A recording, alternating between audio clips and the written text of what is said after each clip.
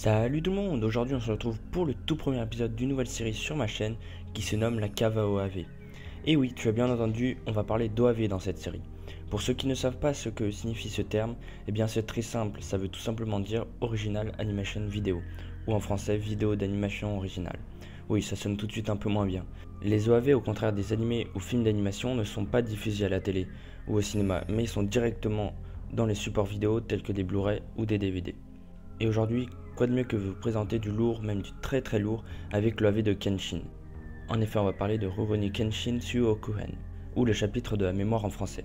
Il est sorti en 1999, animé par le studio DIN et dirigé par Kazuhiro Furuhashi, qui est notamment connu pour avoir fait l'animé Hunter x Hunter de 1999 ou encore Ranma 1/2. L'OAV est composé de 4 épisodes d'environ 30 minutes.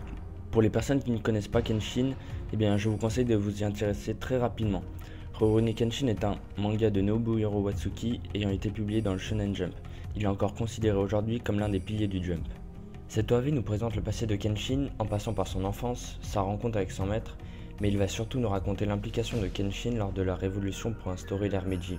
Cette OAV va nous donner de nombreuses informations sur Kenshin, comme par exemple l'origine de sa cicatrice et son choix de ne plus tuer. On va aussi y faire la rencontre de Tomoe, la première femme de Kenshin, et de Enichi Yukishiro, le petit frère de Tomoe qui sera l'un des futurs adversaires de Kenshin dans le manga.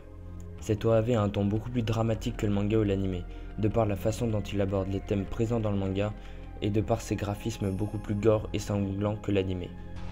Voilà, je vais pas vous en dire plus car j'ai vraiment pas envie de vous spoiler, mais tout ce que je peux vous dire c'est que si vous connaissez ou non le manga ou l'anime, je ne peux que vous le conseiller. Il pourra très bien servir de complément aux fans que de présentation à l'univers pour toute personne souhaitant commencer cette série. On va maintenant passer aux notes de cette OAV. Pour ce qui est de l'animation, je vais mettre en 17 en prenant en compte l'année de parution de l'OAV car il est quand même très vieux et datant de 1999, mais l'animation reste même très correcte pour maintenant. Il retranscrit parfaitement l'atmosphère sombre et réaliste de l'OAV. Pour le scénario, je vais mettre la note de 19 sur 20 car le scénario est vraiment captivant de bout en bout, il est touchant et extrêmement bien fait. Il faut savoir que ce n'est pas un scénario original, en effet cette histoire est présente dans le manga sous forme de courts flashbacks. Pour la musique, je lui attribue aussi la note de 19 sur 20. Les OST sont sublimes, avec une mention spéciale pour le thème principal In Memories qui est vraiment magnifique. De plus, cette OAV est accompagnée de bruitages vraiment bons et d'un doublage plus que correct, avec notamment Mayo Suzukaze, la seiyuu de Kenshin, qui arrive à retranscrire pour moi parfaitement le caractère de Kenshin. Et enfin, la note finale que j'attribue à cette OAV est de 19 sur 20. Bref, vous l'aurez compris, cette OAV pour moi est le meilleur de sa catégorie. Je le qualifierais même de chef-d'œuvre personnellement. Voilà, vous savez maintenant ce qu'il vous reste à faire.